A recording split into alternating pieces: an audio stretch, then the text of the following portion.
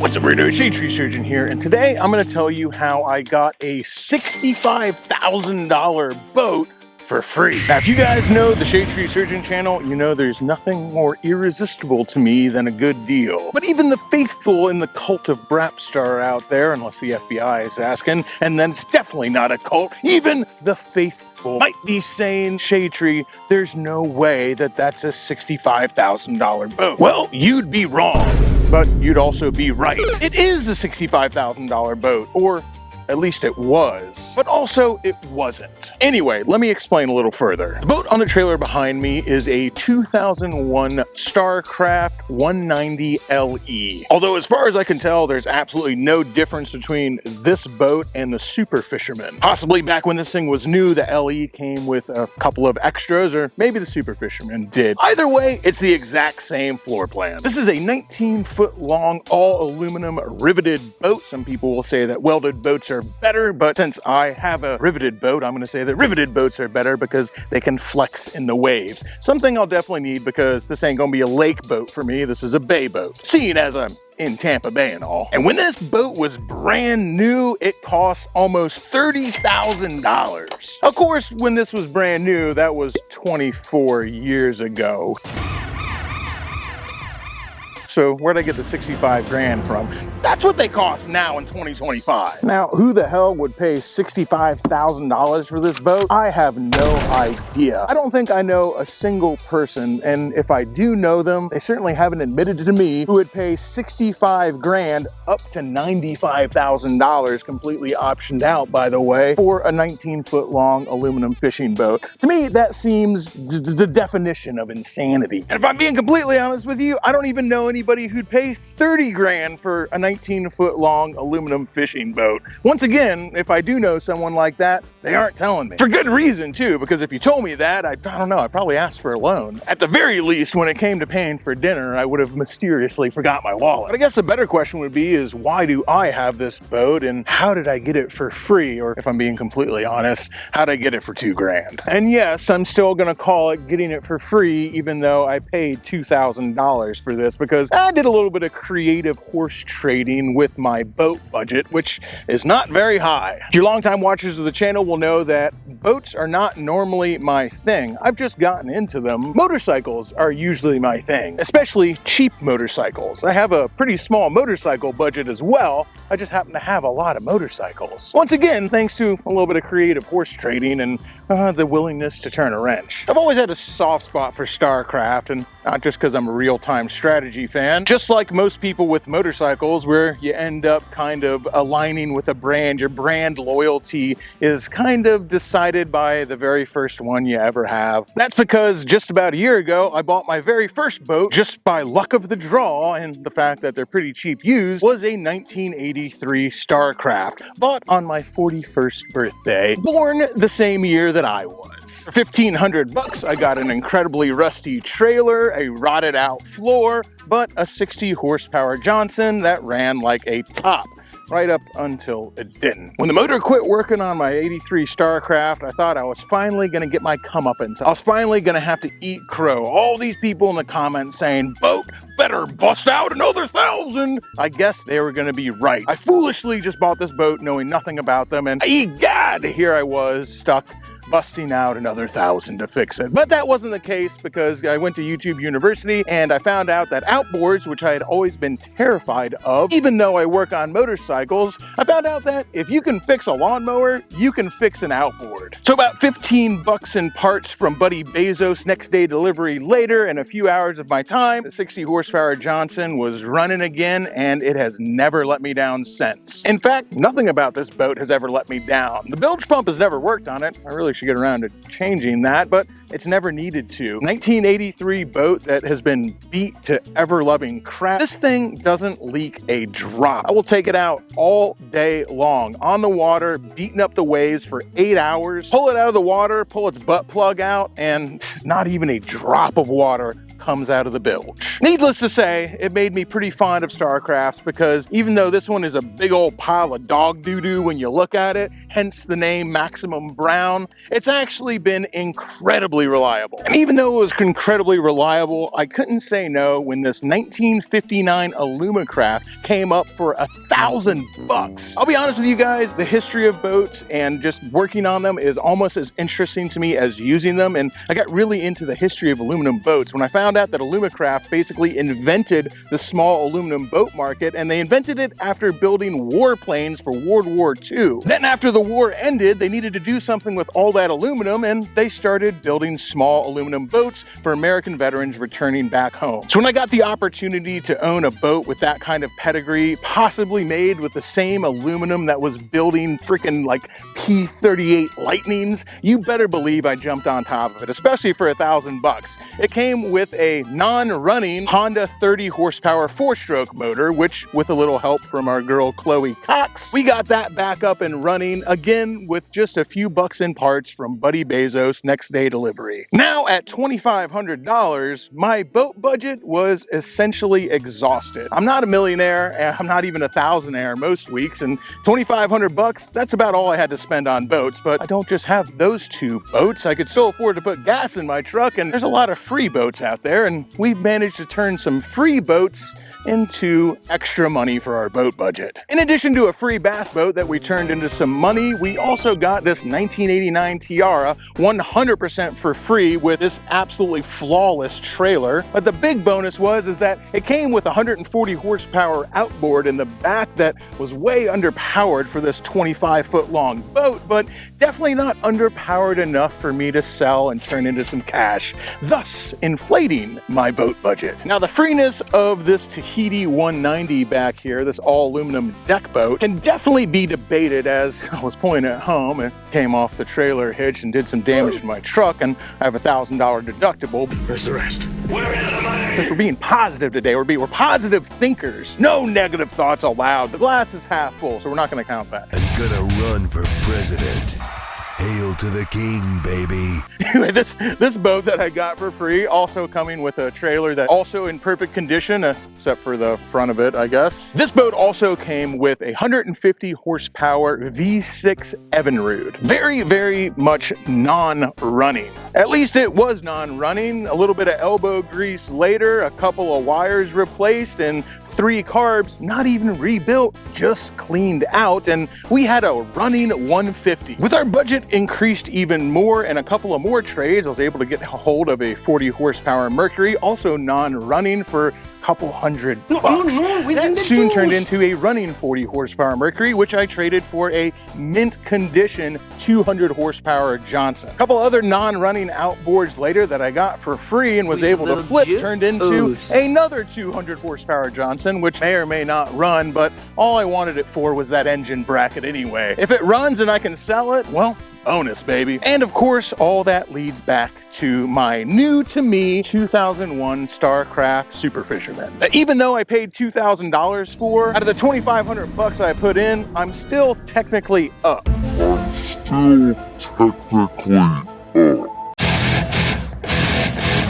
Hail to the king, baby. For now, at least. We gotta go over this, because a $2,000 boat, well, that's one of those boats you buy without ever hearing run. Especially since if this boat was in perfect condition for a 2001, it'd probably get about $8,000 to $10,000 on the used market. I happen to know a guy who knows a guy who gets boats next to nothing at auction, and I happened to be the very first person to show up that day. There was about 6 people in line behind me to get this thing, so there was no time to really look this horse in the mouth that hard. I kind of just grabbed it and ran. Now, if this boat works out, I might have to sell my beloved, my faithful, my ever-suffering very first boat, Maximum Brown. Really don't have a reason to have 2 Starcraft aluminum fishing boats. And the SS-160, my 16-foot Starcraft, isn't really even a fishing boat. It's got no storage. The floors are rotted out of it. It's reliable as hell, but this is really what I want for fishing in the bay. I feel like I'm betraying it, but golly, I couldn't turn this thing down. And if I am able to sell that for at least what I paid for it, I think I can still get 1,500 bucks for it. And I still think that'll be an awesome deal for somebody for a boat they can literally take out the next day. All of that's assuming that this boat isn't going to finally teach me my long-deserved lesson. I hope I never learn my lesson. I hate learning. Learning's for nerds. But I haven't looked this thing over at all yet. We're gonna do it together on camera. And who knows, maybe I'll finally get my comeuppance and all these dudes commenting, "Bust out another 1,000," will finally get to laugh at me. But fingers crossed. God loves an idiot. And an idiot I most assuredly am. Hey guys, Shade Surgeon here, interrupting my own video to remind you guys that this is the last week. There is only 1 week left and only 3 days left before we pull a winner to grab a ticket for the Miami device. $25 ticket gets you a chance to win this decked out road glide, and 100% of every single ticket sold goes directly to Forgotten Angels to help them fight against the cycle of abuse in the foster care system. Forgotten Angels helps young men and women who have aged out of foster care, who have been made homeless. These are children who have been abused mentally, physically, in ways you can't imagine by their families, and then given to the state, and then given to a foster family who then abused them almost as badly. On their 18th birthday, after being used for a paycheck from their foster family, their whole lives, they're made homeless, thrown on the streets with no education, no driver's license, no bank account, all of their belongings thrown in a trash bag, and they're essentially made homeless. I don't think that these people should fall through the cracks. I feel like they deserve the same chance that every other American gets. They deserve at least a chance to fail. That's where Forgotten Angels comes in. Because it's not just getting these kids in a home and getting them off the streets. They do that, absolutely. It's more than that though. They're mentors. They teach them trades. They help them go to college and get their high school diplomas. A lot of them are helped to join the military. They teach them how to open their first bank account, how to establish a line of credit, how to deal with their first girlfriend, their first boyfriend, and their first breakup sometimes. In short, they're the family these young men and women never had and so desperately need to help shape them into productive members of society. We shouldn't let these unseen kids fall through the cracks and become yet another statistic. That's where you come in. For $25, you can change a life, and you might win this motorcycle right here. This motorcycle has over $20,000 in parts put on it. It was donated by my good friend Mike, the Fat and the Furious one. Also, a huge shout out to Sessions Cannabis Products. If you're in the state of Oregon, ask your local bud tender to order Sessions and Brapstar for you. Get it in your store. They help us make all of this happen, and you too can be a bad person doing good things. Just a few days left to grab your ticket. You got better odds on winning this thing than you do on winning your money back on a scratch-off. That link's down below. Go ahead and click it, open it up in a new tab, finish up the video, and grab your ticket. Let me know that you did down below. We'll be flying the winner down, all expenses paid, if you so choose to ride this bike back home or hang out and fish with us for the weekend. Whatever you want to do, we will make it happen. Click that link because together we can actually change the world. Now, let's get back to the video.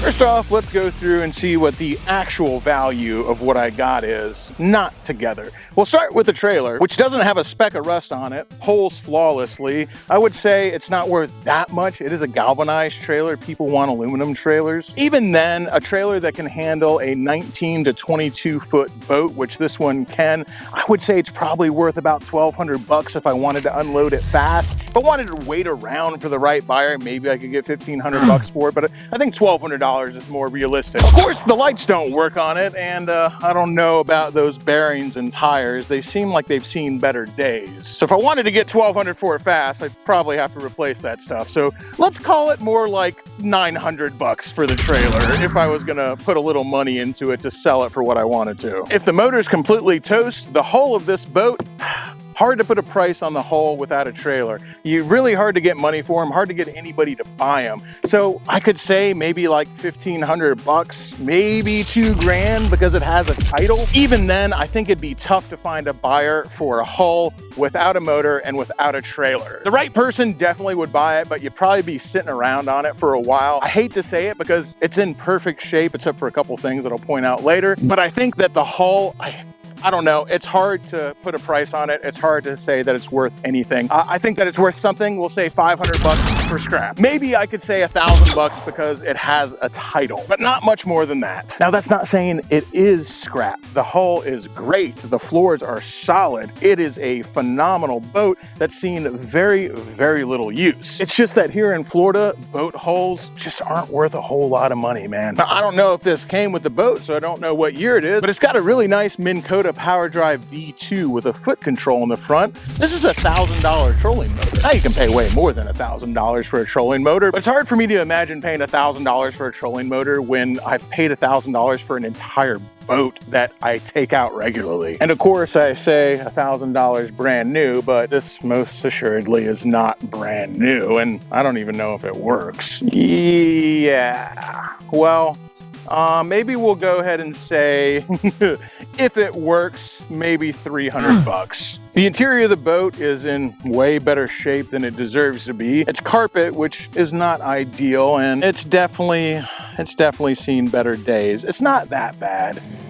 It's not that great either. The vinyl on the seats is looking pretty crusty and definitely needs to be replaced, although I know I can get those seats for next to nothing on Facebook Marketplace. Someone will almost be giving them away. So I probably won't even replace the vinyl on the seats. I'll probably just grab new ones. It does have a fish finder, though that looks like it was brand new equipment in 2001. So even though I want to be positive, I'm gonna have to go ahead and give the Nokia fish finders back there a rating of $0. I doubt it's worth anything at all, even if it does work. Maybe you could put a dollar amount on it, but even if it's worth 50 bucks, could you actually sell it? Well, even though the carpet's just the slightest bit threadbare, and again, the seats are look like you wouldn't want to sit on them without a rubber. The floor is solid as a rock, no soft spots whatsoever, and the boat has a bunch of storage.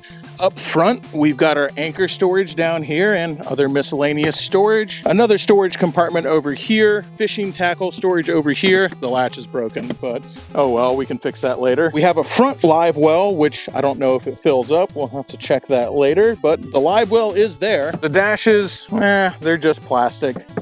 Nothing special. It's starting to crack up there, but it doesn't look bad, so we'll just leave it. The windshield and the glass is all here and in good condition. The bimini top is fine. Again, pretty much worthless, I would say, but I don't know, maybe you could put 20, 30 bucks on it or something like that. Here in the back, we've got more storage and access to the bilge. Another place to put a seat back here that looks like something broke off on it. And I don't know, I was really stoked to see this casting deck back here. The fact that you can stand up on the back of the boat, that's pretty nice. That's always one of the things I really disliked about Maximum Brown, was the fact that you had all this wasted space back here for the transom and the bilge. And I guess on these newer ones, they just put a casting deck and storage back here. It's great. And since this is a fishing boat, we have even another live well back here. So front and rear live wells. We got our battery box over here with a battery that is probably the only boat anchor on this thing. Storage and rigging access here on the side with rod holders that, I don't know, I probably won't stick my rods in there. I'll probably just use these ones on the outside, but it is nice to have it available. And of course, the storage is always really nice. Maximum Brown, my 83 Starcraft, has 0 storage compartments, just absolutely nothing. Of course, that boat in 1983 was,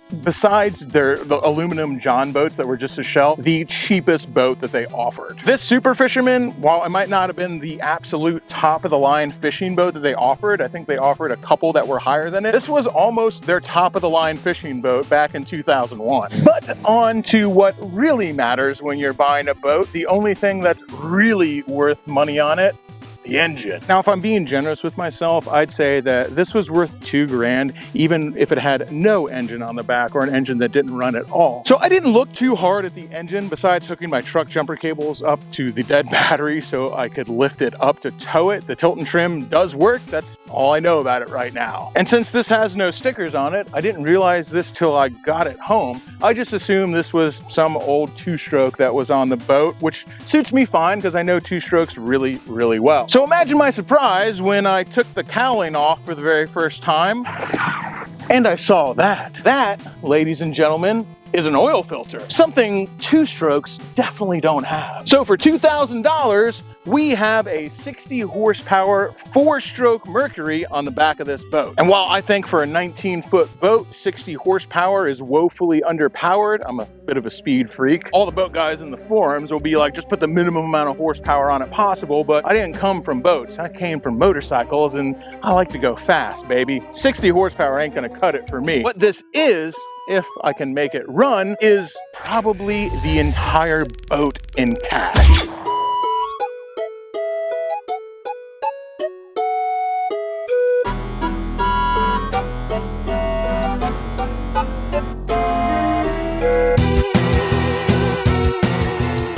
This is a 2005 60 horsepower 4-stroke Mercury, and if it runs and has good compression, I can probably get $1,500 to $2,000 for it. We'll err more towards $1,500 if I want to sell it fast, and I usually like to sell things fast. But I'll probably just say $2,000 in the video because I want to say that it paid for the entire boat, and I like to be generous with myself. So let's see if we can get this thing running, and it really is a free boat, not just because of the horse trading I did with motors and boats before I bought this thing, but because I've already got a nice 2-stroke motor for this boat that I got for free, fixed up and made run, and I don't need this thing. This might truly be a free boat, all encapsulated. Let's find out. First things first, let's get some juice going to this thing to see if it cranks over, and if it does crank over, if it's got any compression.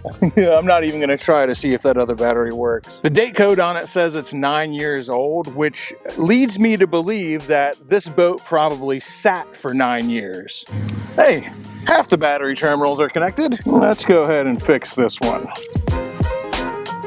Okay, definitely want to keep any copper wire out of the boat hull because salt water creates conductivity, and dissimilar metals don't get along once they're put in salt water and have conductivity, which means the less noble metal will end up corroding. Oh, that brings me to something I almost forgot. The fact that I said this hull is pretty much perfect except for one little thing. Every aluminum boat and of course outboards have dissimilar metals on them. They have bolts and things that aren't made out of aluminum, parts on them that are made out of aluminum like the lower unit. That's why they have these, which are called anodes. These are usually made out of zinc or magnesium or even sometimes aluminum, and they act like a sacrificial metal because the corrosion will happen to the sacrificial anode, which is made of a less noble metal. Since this boat hull has stainless steel screws and is made out of aluminum, the stainless steel is a more noble metal than the aluminum, so that won't corrode. But if you don't have an anode on the boat, an aluminum boat, and you keep it in the water, well, this will happen.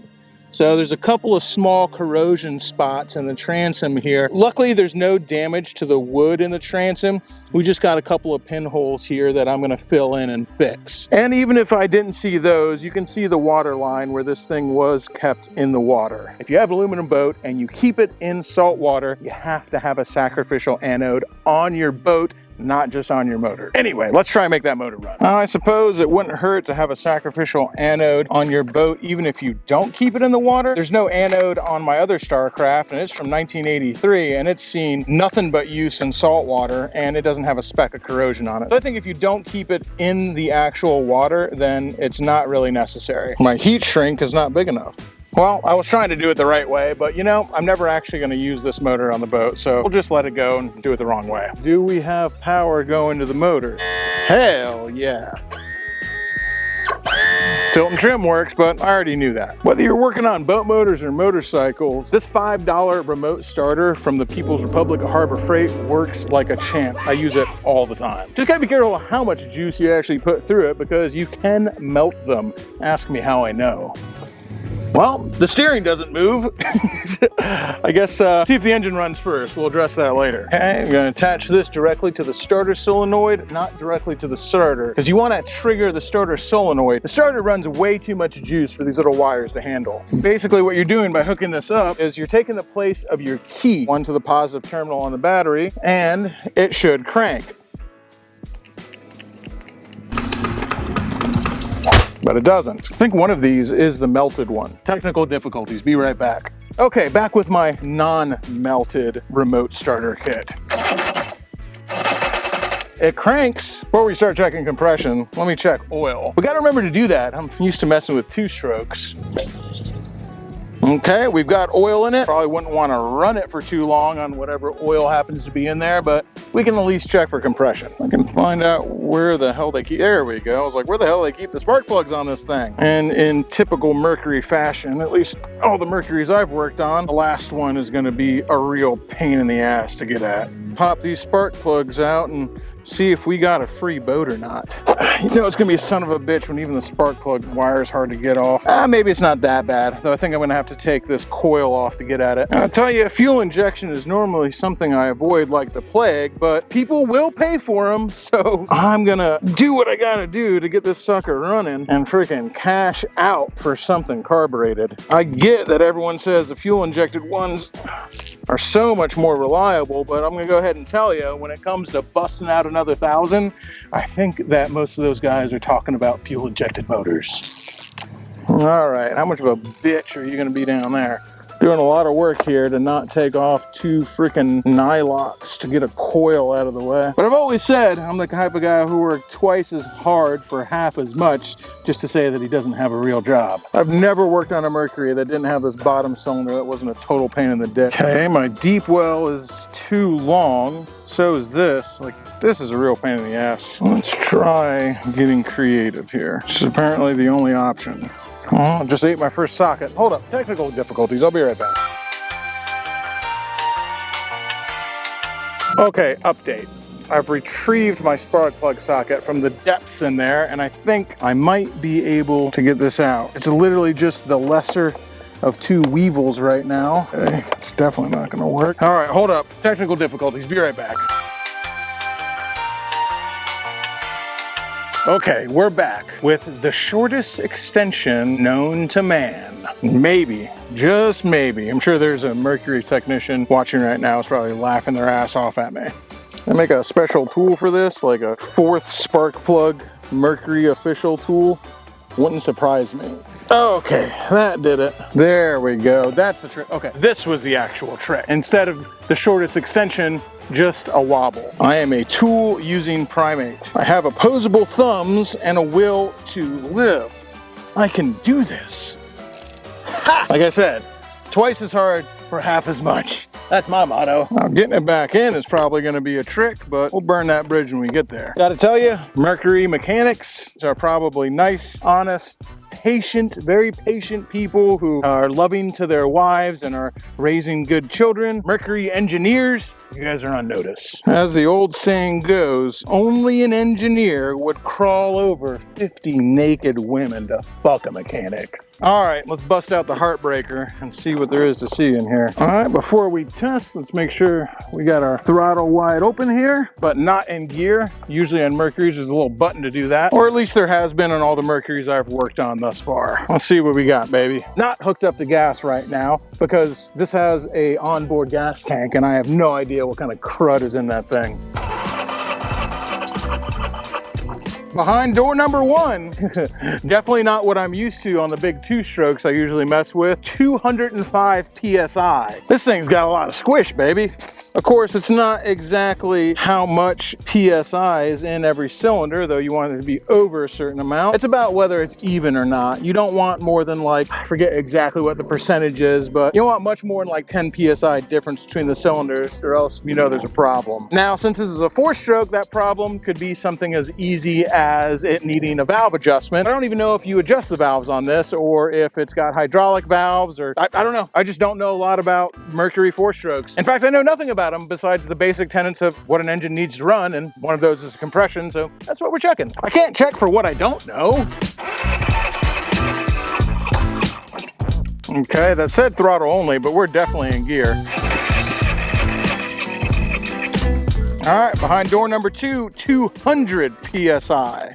Still looking good, baby. Let's go ahead and stick our hand up this girl's shirt. We're going straight to 3rd base. Holy crap, this one's hard to get in. Feel like a sophomore trying to unhook a bra strap at the homecoming dance. Reveal to me your secrets. Okay, got it in. Oh my God. I'm getting on a plane in a few hours to head to the PNW. I'm looking forward to it. It's definitely summertime in Florida. All right, 3rd base. What are we working here, baby? Give me some double Ds. 205 PSI. We'll call that nat 20s. All right, let's see if there's any panties underneath the skirt and try and get it in this last hole. Why was that easier than third base? Makes me worried about what we're gonna find in there. Ready and raring to go. 205 PSI. So something I like to do even before I put gas and water to this thing and see if it pops off is I'll just take my little spark plug tester here just so I know if it's making spark or not. Because there's nothing more annoying than trying to chase something around if you're not sure that you have spark in all 4 cylinders. So easy enough just to pop this on all of them. Make sure that we're firing off with spark. Spark in cylinder 1. Oh, what the fuck? That's not supposed to happen. There's no gas hooked up to this thing. We'll go ahead and call that a good sign, but yeah, spark in cylinder 2 as well. Quit it. You're not supposed to run yet. Okay, I'm feeling pretty good about this motor so far. All right, this obviously wants to run, so let's get a remote fuel tank so we're not taking whatever crud's inside this thing. Hook some gas to this and see what we got. But I got a really good feeling about it as of right now. We might have ourselves a free boat. All right, boys, this is 2-stroke gas, but a little bit of 2-stroke oil never hurt anything, did it? This motor's been sitting for like 6 years. We gotta figure the top end could use a little lubrication, right? Right. Seriously though, it doesn't hurt it. I put 2-stroke gas in 4-stroke motors all the freaking time. Yeah, theoretically, you could foul out some spark plugs, but it's usually pretty unlikely. Got the water on because we're being optimistic. Give me fuel, give me fire, give me Reba McEntire. Uh-oh.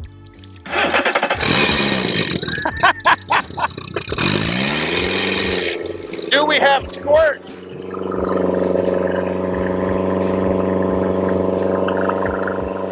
We got no squirt. Sitting for probably close to a decade, I would say that it's unsurprising that it's going to need an impeller so we get this baby squirting like all those tutorials they show you on the hub. But it runs. It makes boat sounds. I'm going to call that a really, really good first step.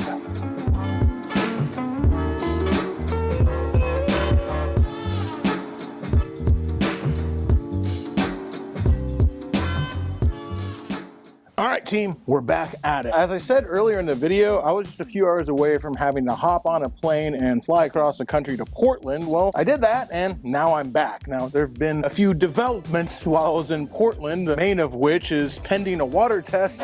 This thing is sold for exactly what I wanted to get for it. Well, I guess that's not the main thing. There's another 27-foot thing that I'll probably roll into the beginning of this video that had a lot to do with the fact that pending a water test, of course, this thing is already sold. The water test turns out good. It's looking like this is a completely free boat and not the only free boat that we have in this video. So let's get an impeller in this thing because I had to front some money to make that other stuff happen. So now I don't just want to sell this motor, I have to sell this motor. Because right now I'm spending money that I really don't have. Now, if you're wondering where I learned how to change the impeller on a 60 horsepower 4-stroke Mercury, since I've never actually owned one before, if you guessed YouTube University, you would have guessed correctly. I'm going to start with the 4 bolts under here, and hopefully whoever serviced this last put some grease or anti-seize on everything. I will be doing that when I put it back together because I don't want whoever gets this to have a bad time. All these bolts loosened up right away and are coming out fairly easy, which is a good sign that hopefully this thing was maintained correctly. It just sat for a long time and that's why the impeller probably dry rotted. Yep, not a speck of corrosion on these guys. Nice.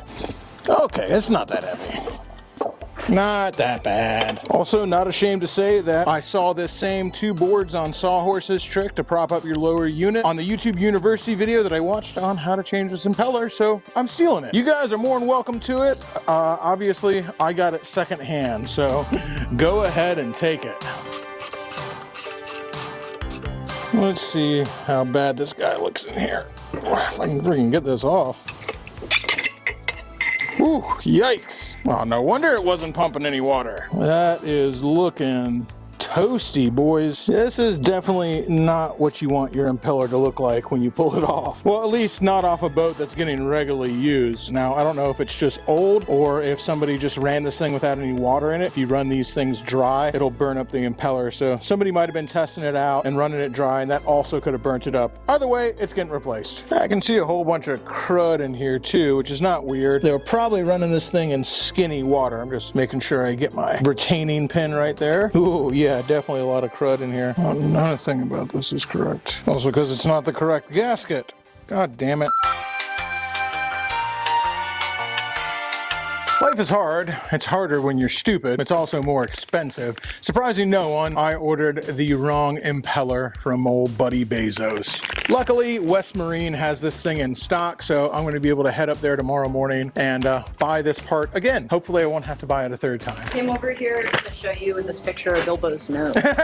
Make sure you're following Shaylisi on Instagram for more gems like that. Good boy, Bilbo, you've done it. So the plan in my head, being very optimistic like I am known to be, was to take this boat out tomorrow morning to do the water test on this motor. Well, there's one other thing I can do tonight before West Marine opens, and that's try to fix the steering, because I'll be honest with you guys, I had totally forgotten that it was locked up. And we're definitely not taking it for a water test if it's locked up. I mean, we could, but it'd be a short trip in a straight line backwards into the embankment. So let's see if we can free that up. Seems incredibly obvious, but we're going to start just by greasing this and see if we can squeeze the old crap out of here and it turns. I have run into these being so jammed up that it literally just spits the grease right back out the fitting and won't actually go in there. Hopefully this isn't one of those cases. I should push the old crap out. Should, anyway. As you can see, we are pushing the old bad stuff out. And you can see that it's starting to get replaced right down there. You can see blue. It's coming out of here. I'm not getting it through there. I'd really like it to see it coming out this shaft right there. Like the Rolling Stone says, some girls go all night, but I don't know if I got that much jam. There we go. Apparently did have enough jam. The other place it could be bound up is actually in this shaft itself, so let's fill that sucker full of grease. This is all stuff I'd be doing anyway, so I'm not upset about it. Oh, you can hear making noises in there. Either that or I'm running out of grease. Yep, it's starting to push out. Of course, it's starting to push out on the side I'm not filming on. Just means you guys are missing the money shot over here. There it goes. Really pushing some old nasty crap out of that. Do we have any movement now?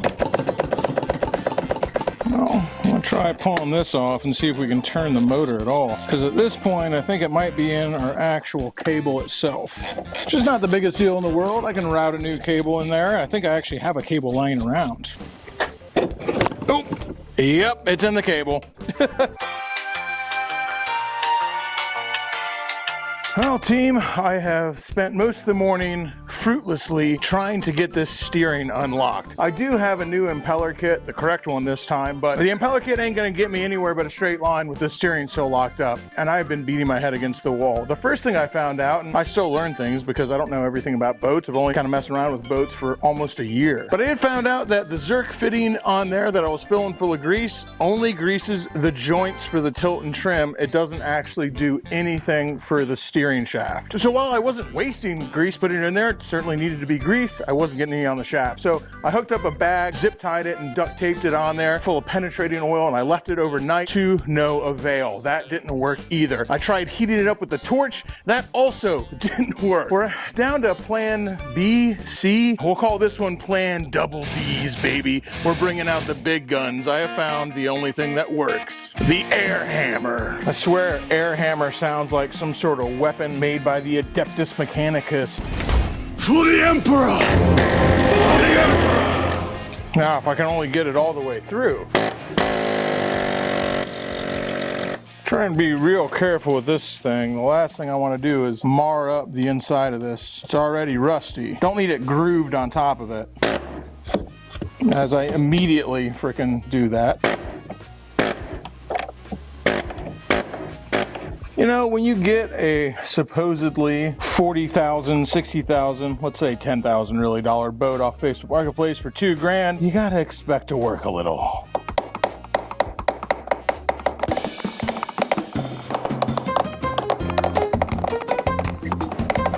Holy mackerel.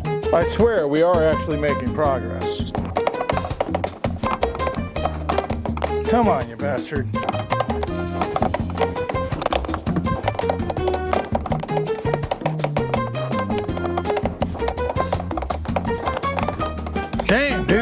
this a workout. I'm running out of punch.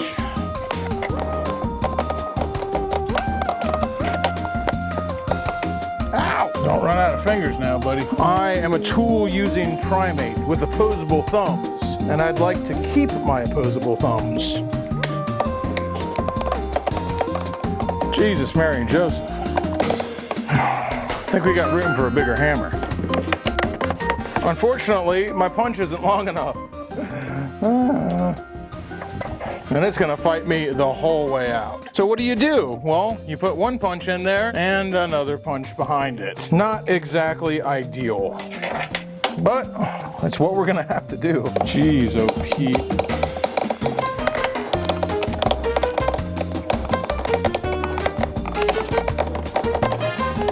Come on now.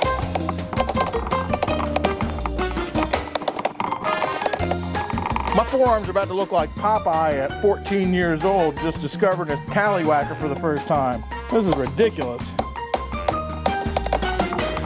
Oh, man, I wish I could use my left arm, but I was never any good at giving myself the stranger either. We are making progress, however slowly. Time for the final sally, I hope.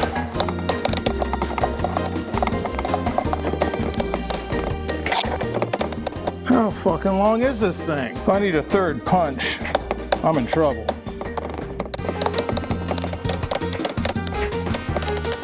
Now you're just fucking with me. Don't do that. I've had a long day already. It's not even noon. Please don't fuck with me.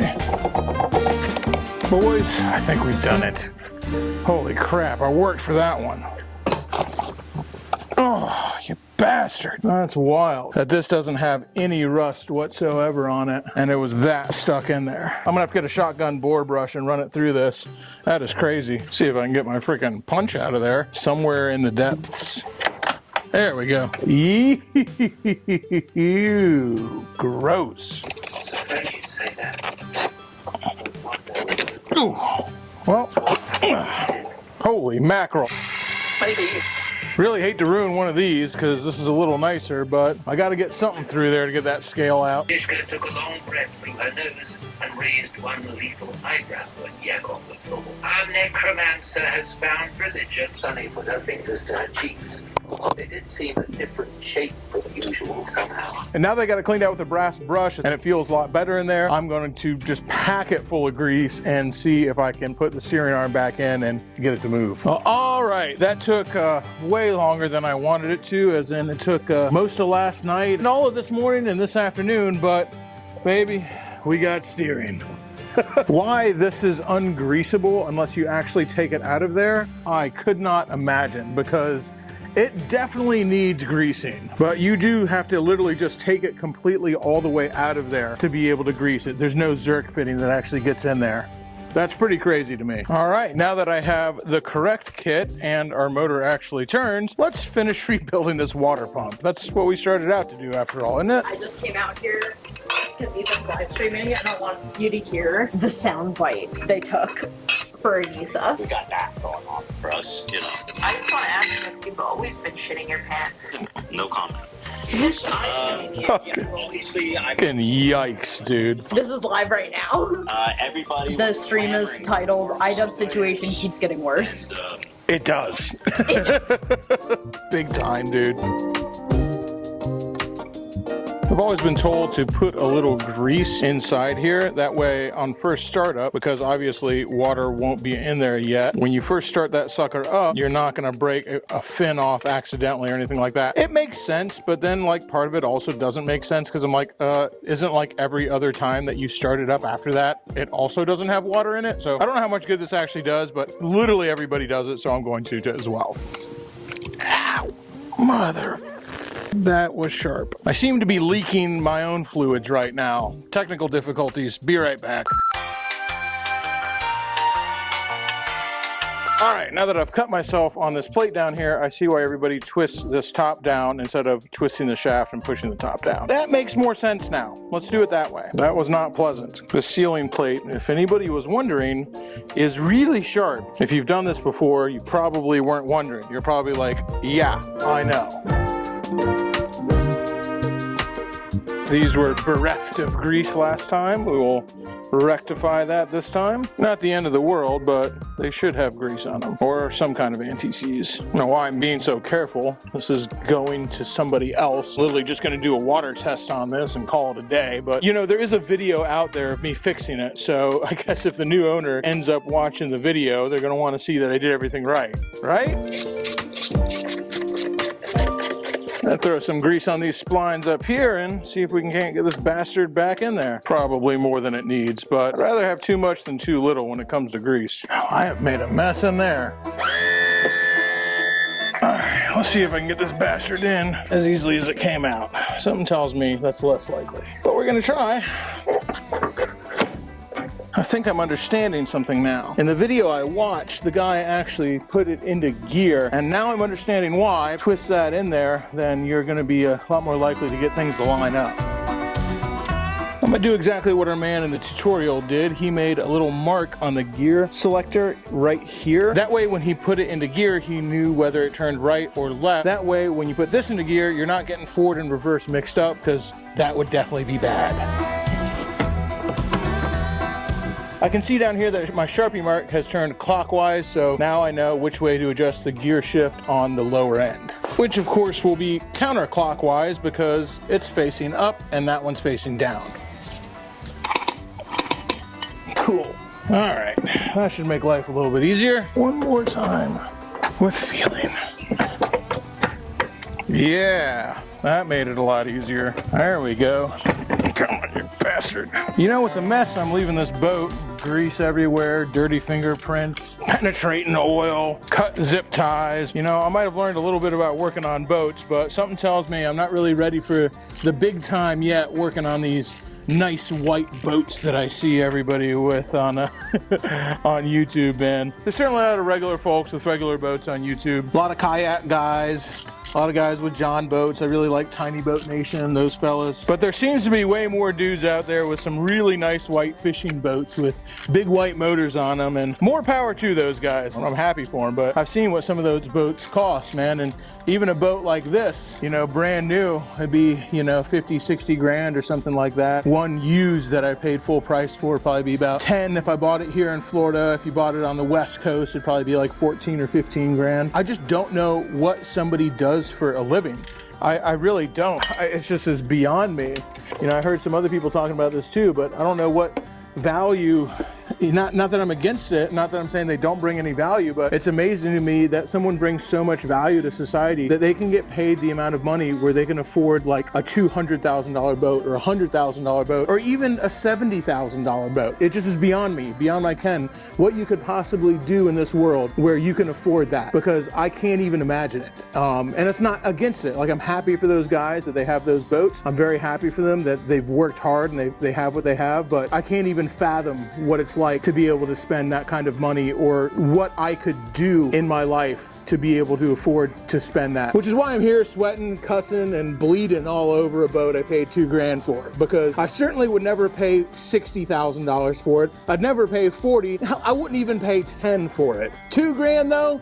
I'll sweat, cuss, and bleed on that one. Oh, no. Going good. This is no place for puppies, Bilbo. No place for puppies. Get out of here, puppy. Oh, baby, I wish it was just TLC. This sucker's taking blood, sweat, and tears. Tender love and care. That sounds like fun. Now, I'm really tempted just to pull it right out in the yard, hook it up to water, and see if it squirts. But before I do that, I'm gonna change the engine oil and the lower unit oil, because like I said, whoever's getting this, I wanna make sure that if they're getting it, they're getting an engine that, as to my knowledge, has fresh everything, good compression, is ready to go, and is worth every single penny they're paying for it. Hopefully, something could just explode the first mile they take it out on the water. I can't predict the future. I can just mitigate it as much as possible so I don't feel bad later. I'm assuming this is the oil drain, though I don't know. We're gonna go ahead and get ready for it like it's the oil drain. And it is. Oh, shoot. Okay. I'm glad the bucket caught that. That was almost that was almost all I was almost all over my shoes, man. Yeah, I'm really doing a lot here with this freaking foldable funnel, aren't I? Okay, now the foldable funnel is working as intended.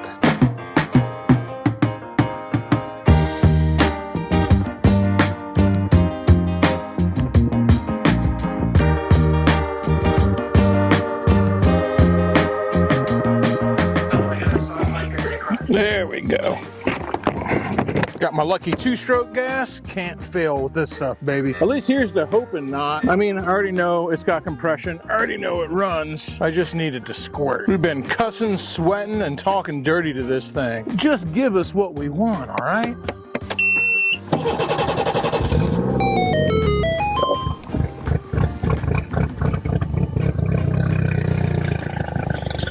Well, hell yeah, baby. Didn't need no encouragement at all. It's like you've been practicing at the mirror at home without me. That is a mighty powerful stream. We'll take it.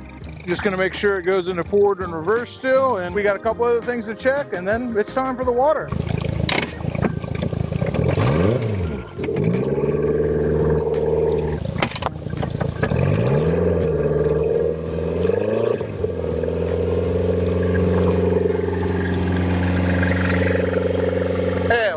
Well, team, for better or for worse, we are on our maiden voyage. Though this ship is anything but a maiden, all right? She's been around the block a few times, but I got faith, which is not weird for me. I always have faith, even when I definitely shouldn't have faith. But I think I got faith for a good reason this time. So far, the motor seems like it's running just fine, but it was running just fine at the house. We're just at idle speed right now. I've got a 60 horsepower Johnson on maximum brown, my 16-foot Starcraft. That thing has like no hatches, no nothing. It's literally just kind of a tub with some seats in it. It's a step above a John boat, basically. This has got a lot more flooring. It's got hatches, it's got live wells. There's a lot more weight to it. That little 16-foot Starcraft only tips the scales at about 700 pounds. This thing, I think, is closer to like 1,400 pounds. So I don't know if that 60 horsepower is gonna cut it. All these old heads want to tell you, like, don't worry about it. Just put the minimum amount on there. Worry about your gas mileage. Maybe I wanted to jump up to attention when I hit the throttle, all right? It's part of what makes it fun. I don't care what you say. And it has underwhelmed me. Surprising no one, especially me. Yeah, that takes a minute to get on plane. I'm gonna slow down. There's a kayaker up here.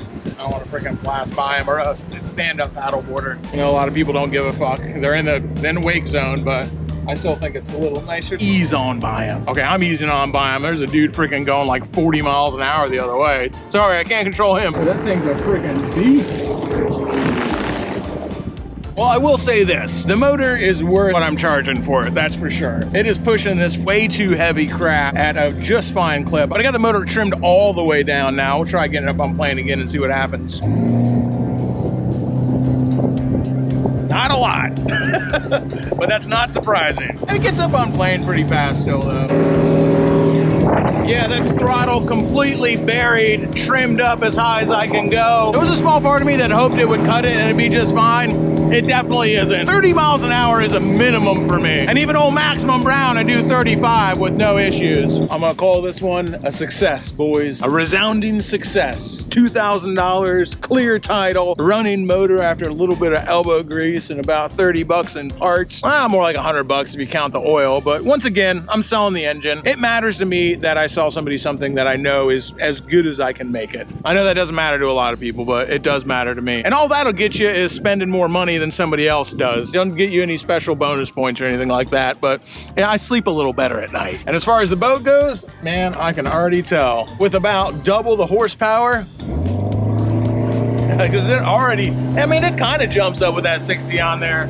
It's not as much as I'd like it to. Out of the headwind, I did hit 21, but that's with the pin down, dude. You wouldn't be cruising like that, that's for sure. You could do it, you just wouldn't be going anywhere too fast. I don't know what it is, man. I just really like the way these Starcrafts, the way the bows are. I like the way they handle weight. Maybe somebody knows something about them that I don't know that makes them bad for the bay. With maximum brown, I've never had a problem. I've had that in some pretty hairy storms. And this thing's built exactly the same way, just on a larger scale, which is why I bought it. Well, I mean, that and the fact that it was $2,000. Well, team, I'm not gonna lie. I was pretty dang worried about having to redo my boat budget and once again take the low score because the Mercury wasn't gonna work and I wasn't gonna be able to sell it. I'm still gonna have to do that, but it's not because the Mercury doesn't work. It's flawless. It's just that the guy who was gonna buy it backed out. Not that I'm worried though. These 4-stroke 60 horsepower Mercuries are legendary. Everybody loves them. In my personal life already told me I'm an idiot for getting rid of it, but it's just not big enough for the boat. I'm also kind of glad the guy backed out because he he was gonna give me $2,000 for it. I said yes without thinking, because $2,000 is what I paid for the boat. Makes sense to me. $2,000 for the motor, $2,000 for the boat. I'm a happy camper. Well, I got on old Facebook Marketplace and I saw there that the going rate for one of those motors is more like $3,000 to $3,500. No wonder that he was trying to snag that thing before anybody else. Well, I'm still not gonna put it up there for $3,000. I'll probably put it up there for $2,500, maybe $2,700. Leave myself a little beat 'em up room. I'll have a link to the listing down below if one of you guys watching this wants to buy it. If you are from YouTube, from the channel, just say so when you hit me up on Facebook Messenger. Please don't clog my Facebook Marketplace with messages that don't have anything to do with buying stuff. I just won't respond to them. I'm terrible at responding to messages anyway, and it's hard for me to keep up with my Facebook Marketplace messages. Please, I beg of you,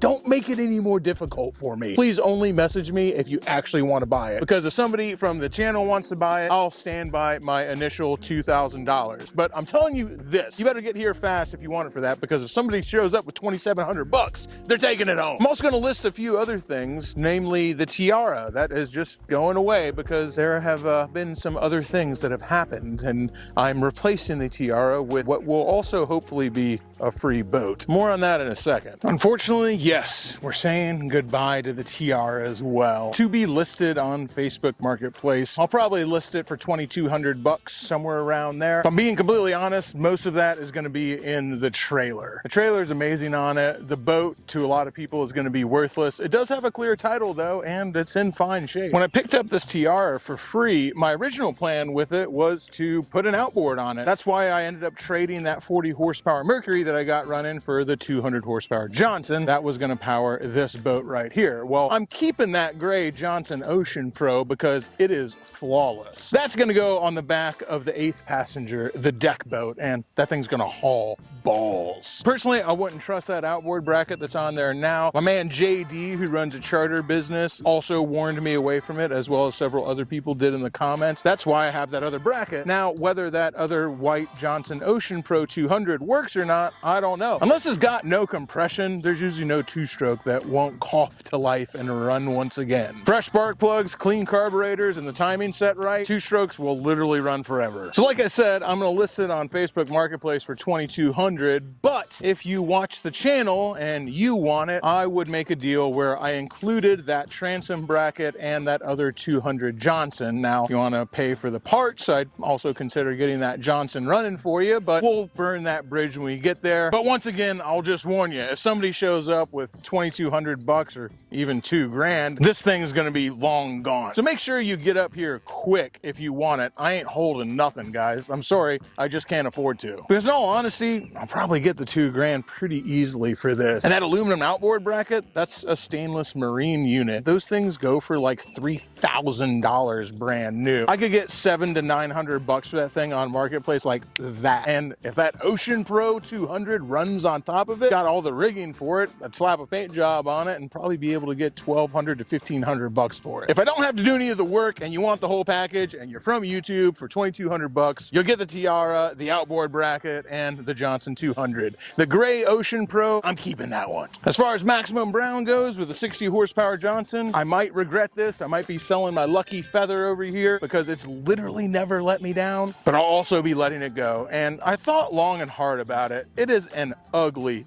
boat, but it's structurally sound. There's nothing wrong with this package. I towed it up here from Miami. I've towed it across the state multiple times. I put thousands of miles on that trailer. It's fine. The boat doesn't leak a drop. The 60 horsepower Johnson starts on the first crank and it hauls ass. It'll easily do 35. I've had it almost up to 40 miles an hour. I paid $1,500 for that boat and it has brought me so much joy. And I will tell you, I'm gonna list it on Facebook Marketplace for $1,500 just because I hope somebody out there buys it. Someone like me who doesn't have a lot of money to spend and wants a good, honest boat that they can go out and have an awesome time in. It's gonna be ugly. It's not gonna win any beauty contests, okay? But it will get you out there for $1,500 and that opened the door for me. So I'm gonna sell it for exactly what I paid for it. And that might make me stupid because I know I could squeeze a few hundred more bucks out of it. I could probably get $2,500 for it. It is a running boat with a title that you could be out in the water literally tomorrow. But I'm listing it for 1,500 bucks. Once again, first come, first serve, hit me up from YouTube, but that's $1,500 firm. I ain't selling it for less than I paid for it, that's for damn sure. And SS Coochie-kun, my Alumacraft, I don't want to sell this boat. I just don't know if I could replace it. This is a 1959 Alumacraft. It's just got so much history. Honestly, it's probably worth more than the Tiara. I could sell this now that it's running. Remember, I bought it completely sight unseen, never heard the engine run, bought it just as a shell,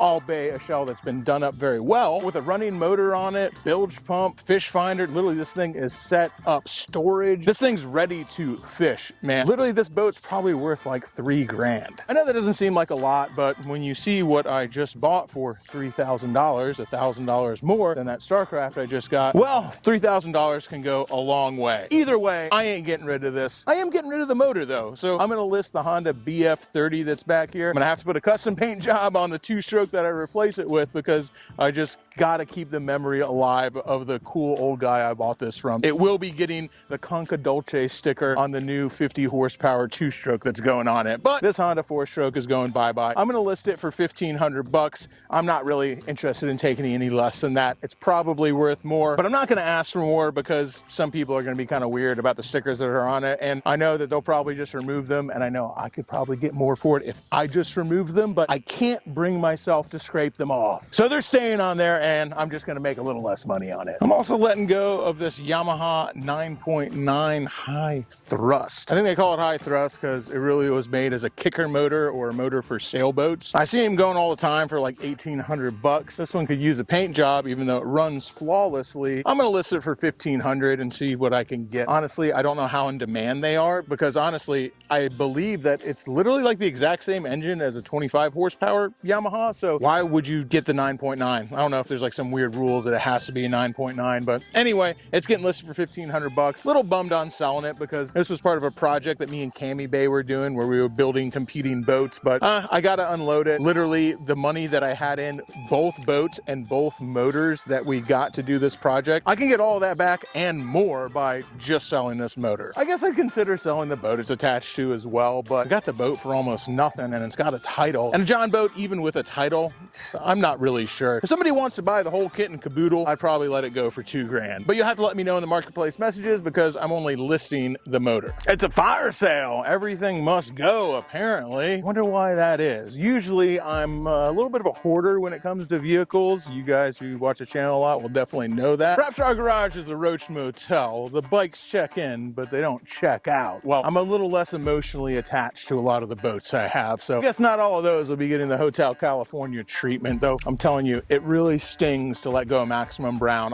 I'm still fighting myself. If you go on Facebook Marketplace and it's not listed, it's because I changed my mind. I just couldn't bring myself to sell it. Like, I have no reason to keep it. Like, the other Starcraft is so much better in every single way. It's the same boat, but 1,000 times better. I have no reason to keep it. It was my first boat, man. I really love it. I'm just afraid somebody else isn't gonna love it as much as I do. But there's a reason everything is going. Well, not quite everything. It's all getting liquidated. But I will tell you, there's a really, really good reason for that.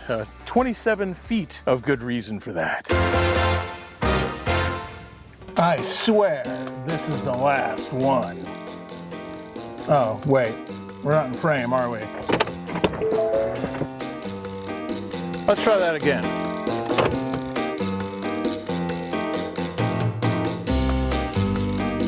Okay. I swear this is the last one. This and other lies I've told myself, available every Wednesday and Sunday on the Shade Tree Surgeon channel for your viewing pleasure. That 27-foot Mako right there with twin Yamaha 200s on it that I just brought home for $3,000 is the reason why everything must go. Make sure you subscribe for a full breakdown on that Mako coming soon. I haven't even touched it yet, and for $3,000 and twin Yami 200s on it, along with a $4,000 stainless marine outboard bracket, not to mention the 27-foot long aluminum trailer, I didn't ask a whole lot of questions, so I have no idea what I'm getting into. I don't know if I've just bought an amazing offshore fishing boat or a pile full of parts that I'm gonna end up selling, but we'll go over it together. That's gonna about do it for this one, y'all, and until next time, keep it weird. Crashing through the sky comes a fearful cry. Shade tree.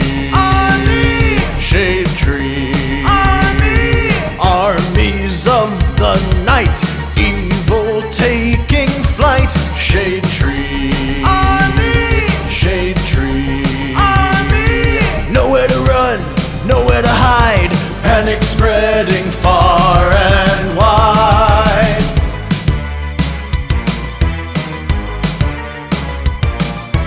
Can the world oppose the deadliest of foes? Shade Tree Army. Shade Tree Army. Who will risk it all to end the evil call of Shade Tree Army. Shade Tree Army. They never give up, they never say die, walking tall with banners high. Shade Tree Army, a ruthless gang of scum, villains, freaks, and bikers determined to rule the world.